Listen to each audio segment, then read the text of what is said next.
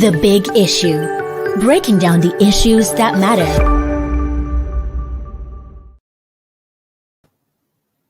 Welcome today to The Big Issue. Today, special day, and today is February 14th, St. Valentine's Day, love in the air. So everybody go out and do good love, not bad love. In any case, today we are going to be discussing big issue, and today we're going to talk about politics. And then I am Salas Ezugu.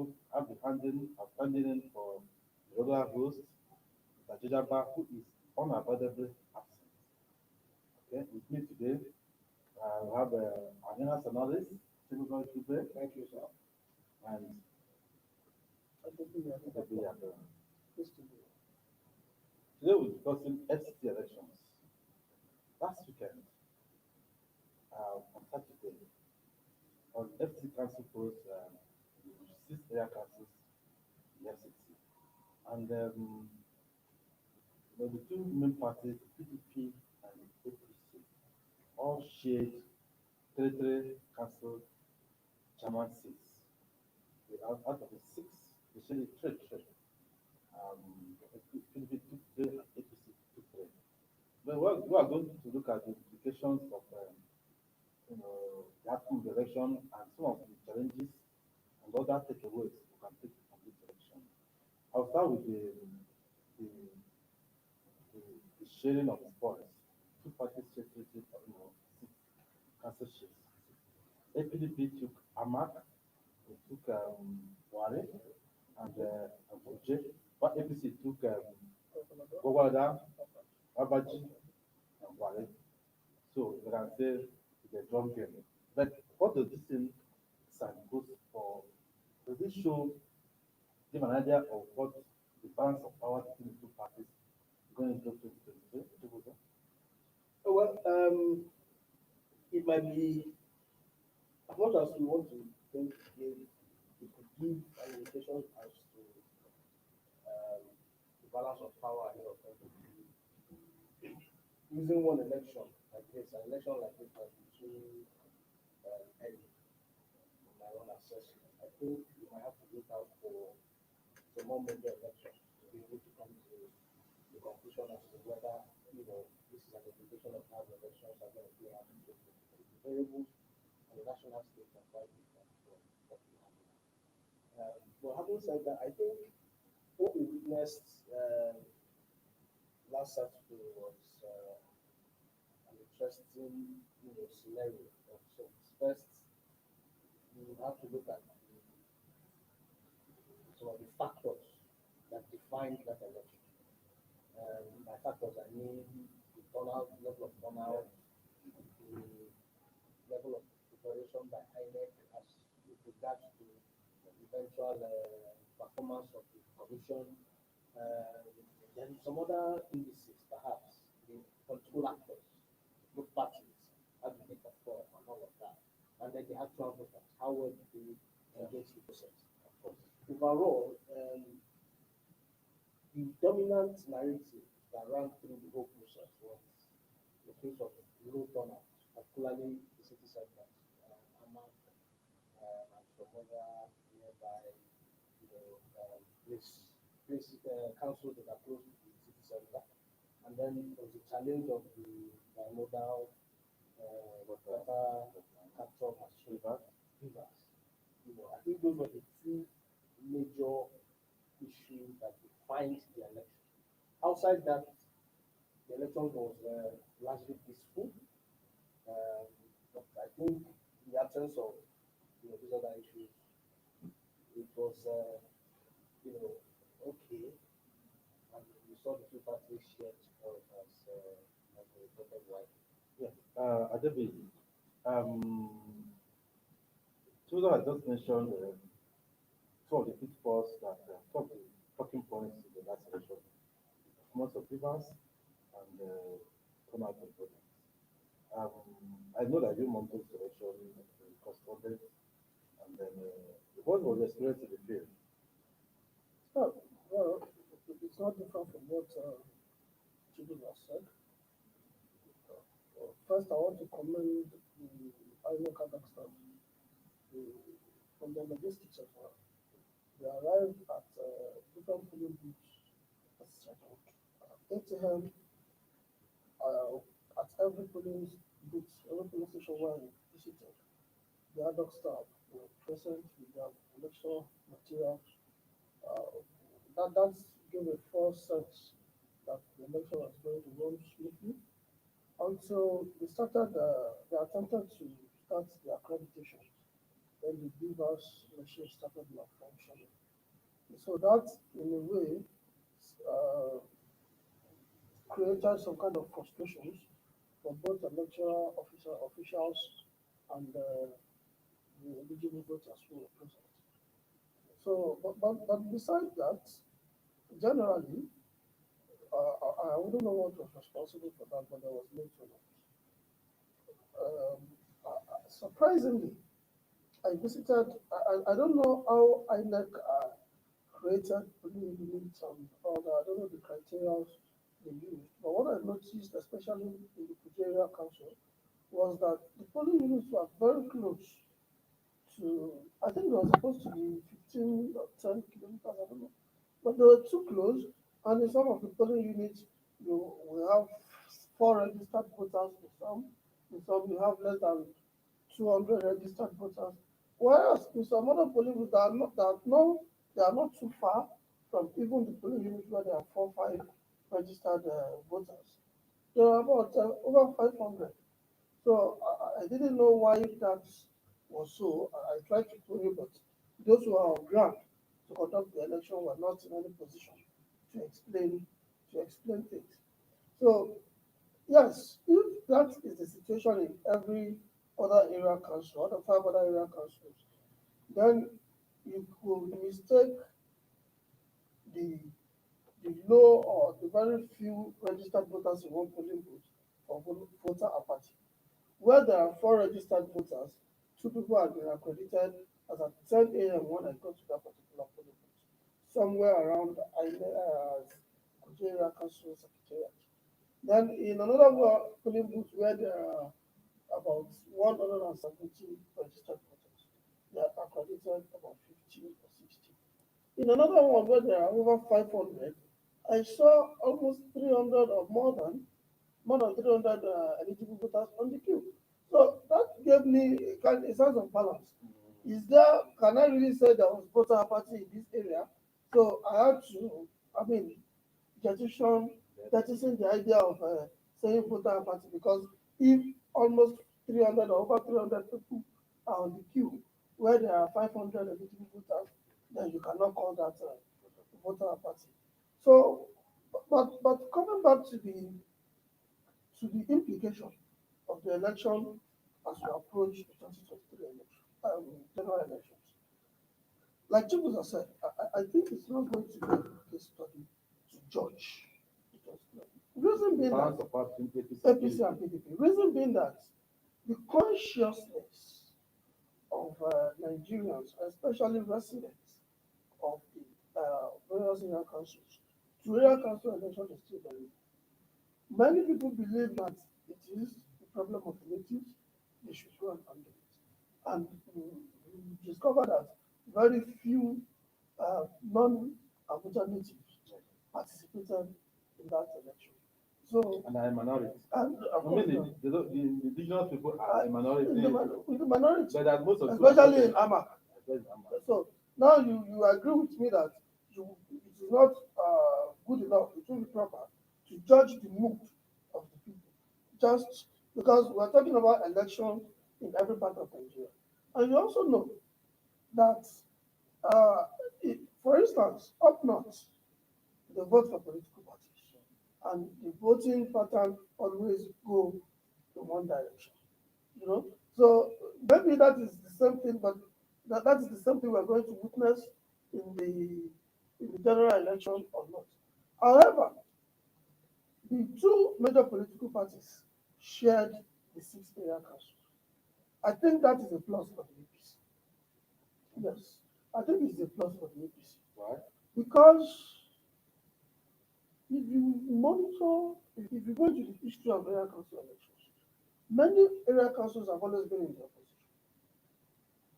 And that is why you will have this FCT Senate going to the opposition. I cannot remember, maybe Sidi Ali was not in the PDP. No, it wasn't. What PDP was in power, I'm not sure Sidi Ali was in. And many of what we have witnessed over the years is the Senate of FCT going to the opposition party. And then many of their Federal House of Reps members also go to the opposition party. But after serving their term, maybe because they want to outsmart the sitting senator, they also want to use some federal might to battle the sitting senator at the next election.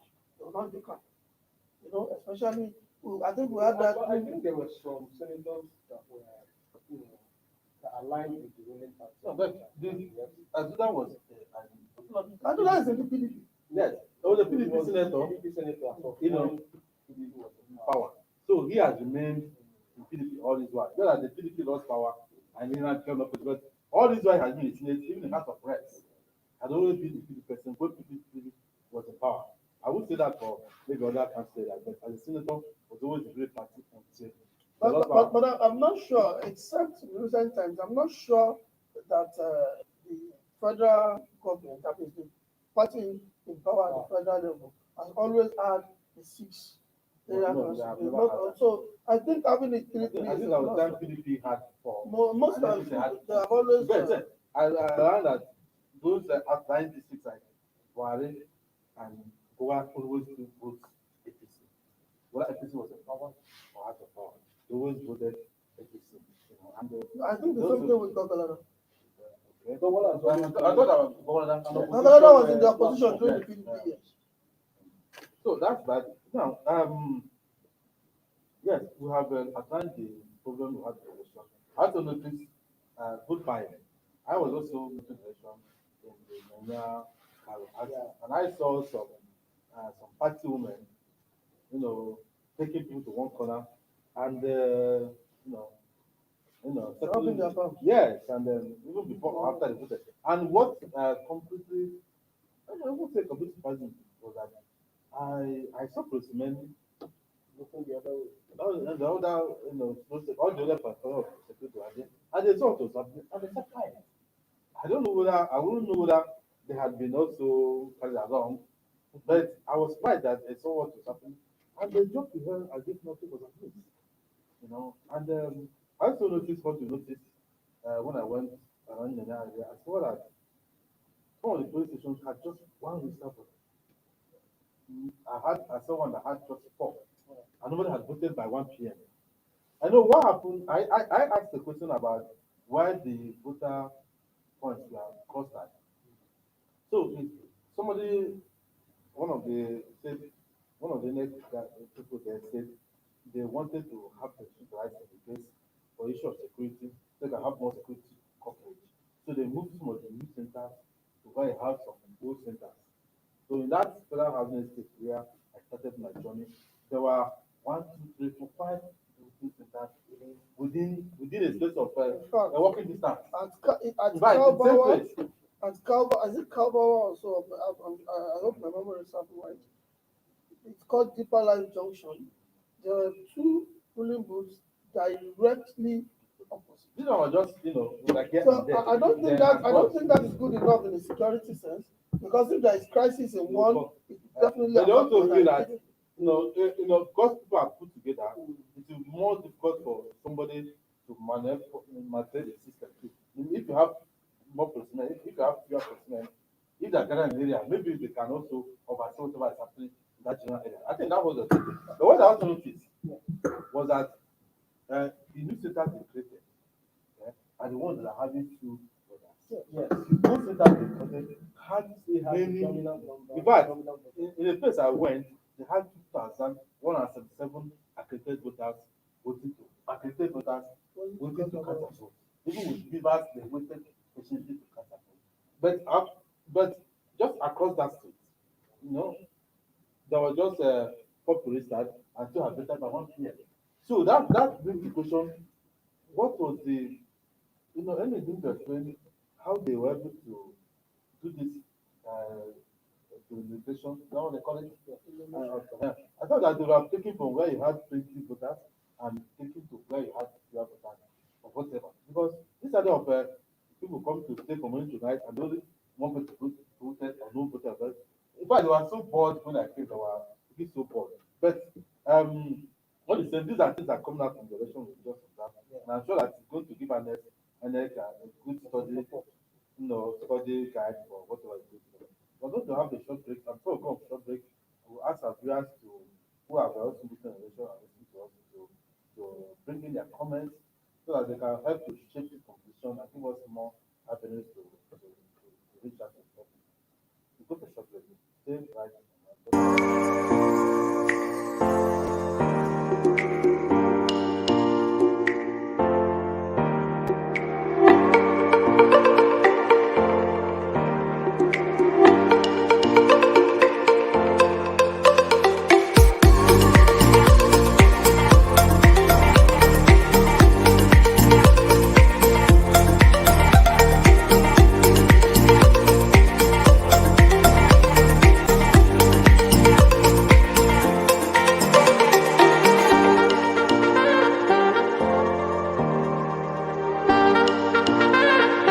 For sponsorship and advert placements, please contact 080-3688-6158. Last Word Leadership Podcast Studio. You have the last word.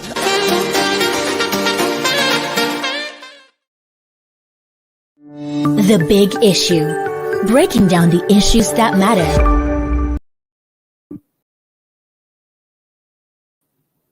Welcome back to the Big Issue and Leadership Podcast. Who are discussing the just concluded FCT principles and the takeaways from the articles. And who are trying to discuss, to look at the pitfalls, and whatever was noticed, session, and possibly what needs to be done to make the election better going forward.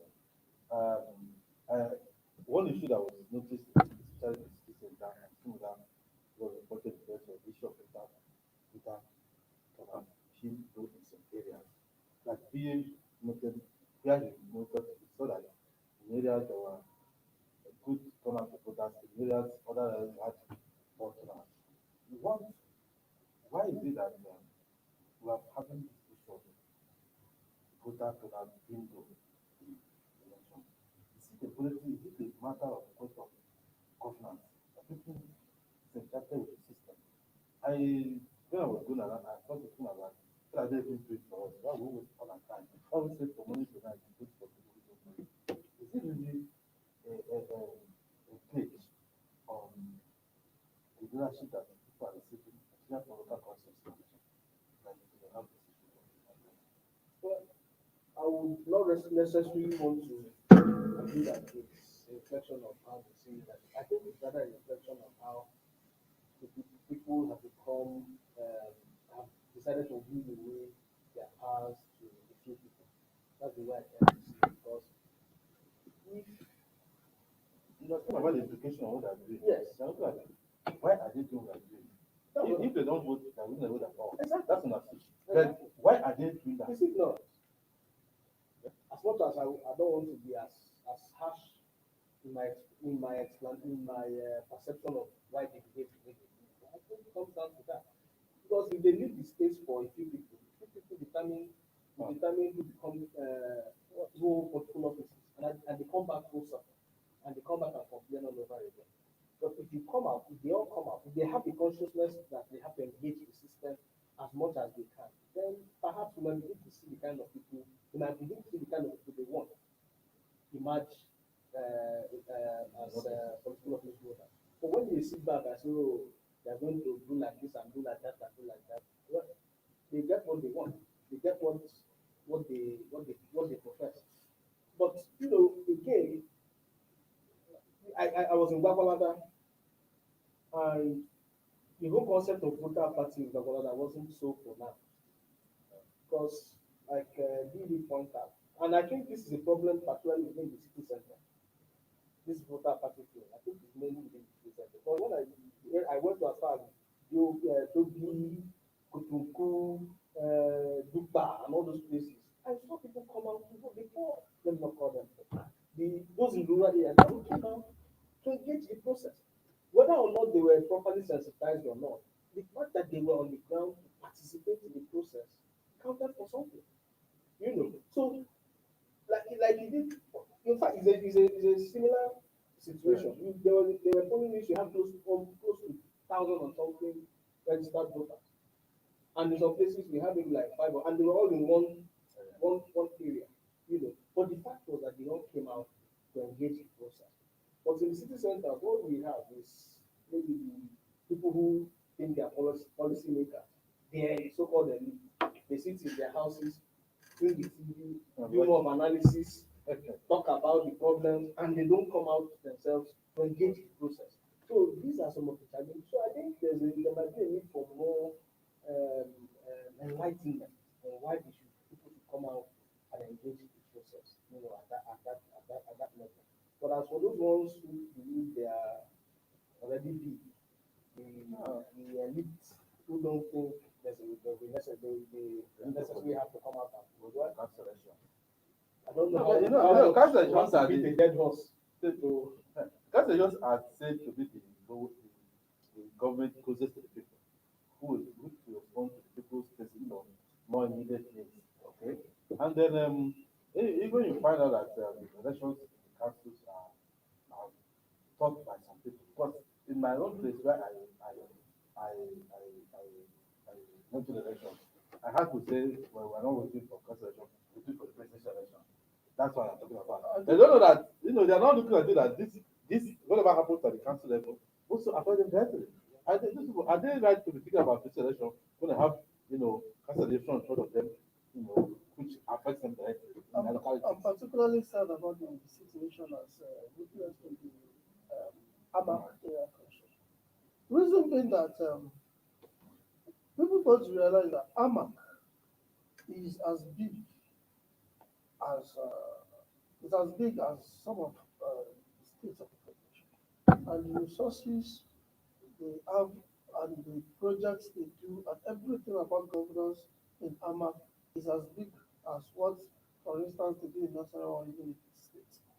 So for all I care, the FCT AMAC chairman in the FCT is as big as It's very important. it's as important as enough political weight that people should pay attention to. But because in the first place, the natives are seen as those who should be at the forefront of the election in this area. If you look at both the two popular political parties, they'll definitely feel natives as their candidates. Then you now see some other political parties like ABGA and all that fielding the other people who are not from. So we seem to allow, because we believe it is their area council. It has to be their own. So whatever it is they decide. But we fail to understand that we live here, and whatever thing they do, whatever policy affects us directly. In fact, it does not affect the natives as much as it affects we, the residents. So I think there is a missing link there, and that bridge has to be bridged. That gap has to be bridged. That see, the fact that we are not native of FCT does not mean that we should be when it comes to FCT elections. So I think there should be enough sensitization in that wise. And again, maybe the natives have always clamored for creation of the office of the league. I'm not sure that is included in the ongoing amendment to the constitution. But if there was an office of the mayor that will be contested, then it will have the same attention like what state governors have. And that will draw participation. Because in Oyo State where I come from, you know that if you want to win election in certain areas, you should appeal to those who are non-natives who live there. If you go to Bodija, for example, you know that there are many northerners there who are trading in foodstuffs and all that. So if you want to win election in that area, you have to appeal to the Seriki Bodija or the Seriki Sasa Promise them something. and the Seriki Sabo You have to tell them What do you have what for do you them? want, and these are the things I have in plan for you. But unfortunately, I'm not sure any candidate went to Abo where our Igbo brothers are applying their trade. I asked questions, and the candidate who went there is African candidate because this is what I think. But because these people know that, I mean, the natives know that non-natives are not so keen about the elections. The the number of people, for instance, look at the just let's check the population and let's check the number of people who voted. Let's check the number of people who determine the FCT, AMAC FCT chairman. Now you understand what I'm trying to, the background I'm trying to. It also happened in other states. But I believe that the level of political consciousness in the last 86 years when APC came to power is higher than what we used to have. Because people felt, oh, okay, change is here. And unfortunately, they are not seeing anything change. Now they are saying, okay, this time around, we are going to participate and ensure that we become part of the determining factor. In Ekiti State, I think there was an election there sometime around 2013 or so in Ekiti State. And less than 300 people produced a governor. You know, less than 300,000 people. 300. 300,000 people produced a city. Talking about 300,000. 300,000 producing a governor. If How this- many people produced the ABAC chairman? I can bet they're not up to 15,000. I think it was Maybe about 30,000. In fact, when you can total the votes, Yes. APC and PDP scored in all the vacancies. They only come to 151,000 Look at the budget fraction. in the FCT. The two parties scored only 150,000. I'm sure that all the other parties combined will up to 10,000. So, and this is the FCT that is expected to have almost 2.3 million people. You know, I don't know if it's good population or not the good population. That's really, you know, that's So when we look at the percentage, then we would be right to say that people are still not conscious about producing the leadership they want, they desire. Okay, now, everybody knows that the papers machine is the end game for those who want to write results, who want to, to write ballot boxes or write results and all this one, because, because of the technology of papers. But we had an issue with papers selection, a lot of technical issues with papers.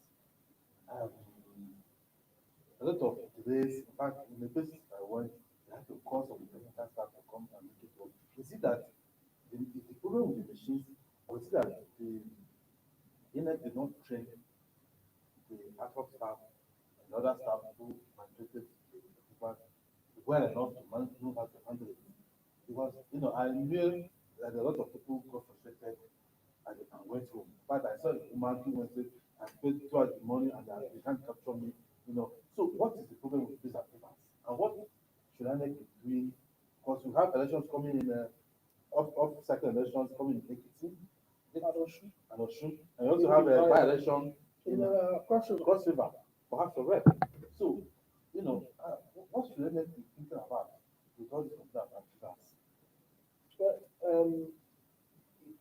I would have said that we should cut them some slack on this one, but when one reflects on what played out in the Anambra election, one would be forced to be a bit more hard on Item with regards to the Beavers machine.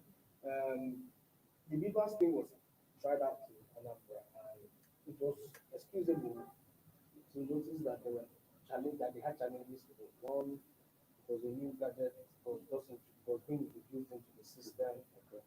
Most of their adult staff, because of the security crisis they had problems with grappling, not necessarily because of the security crisis, but because they had to bring new sets of people at some point to help with the process. So there was a challenge with training and how they handled it, some more early, and so they had to do an extension of the election, if you remember, primarily because of the Beavers thing. So coming into this election, 3 or 4 months after the Anambra experience, November, coming into this election, one would have expected that the INEC would have been much more there, paid protection to the voters because just like the card reader, what the card reader used to do, which was the main instrument in the validity of the voter and authenticity of elections would have been paid more attention to. But it would seem as if they didn't do as much as they needed to do, to ensure that the lapses are not as massive as we got to experience because of this election.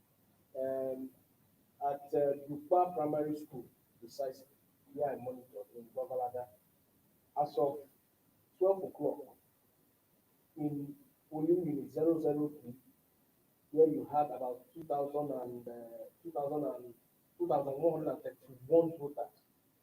As of 12 o'clock, they had only captured 3 people. In an election where in the time when they started, we arrived at 8, we arrived on time, started when they were supposed to start. As of 12, they had already done just 3 people. And at that point, there were protests everywhere. The voters, people around them became very, it was a tense situation. They had to bring a police, department to the place to ensure that things move smoothly. And the people insisted that they were not going to leave until all of them get to cast their vote. So they had to extend the time. But you would have thought that after the another experience, we don't have to see those kind of situations play out this time. So we expect that INEC will go back, do a post-analysis of what has happened, ensure that they get the right sets of people to do this job, train them thoroughly for the another election, the elections. They can test out the elections in Calabar so that we know how much more we can improve that. So that would be perhaps the first point of call to really see whether INEC has learned anything from this experience. Because if after this we still have this kind of major challenges in the elections, then people will start calling for they are already exactly, and it will put the question mark as to their capacity to handle the transmission and all of those things. Because these are some of the things that will authenticate the election and ensure for validity and trust in the electoral process. Yes. Look at the elections and they will also identify the challenges. We are asking INEC to go back to the drawing board and take this issue of data, so that to increase the confidence of the electors, of the voters, ahead of this issue. Because that would be the key that will decide how elections are going to be decided. We don't need Nigerians to be franchise because of technology.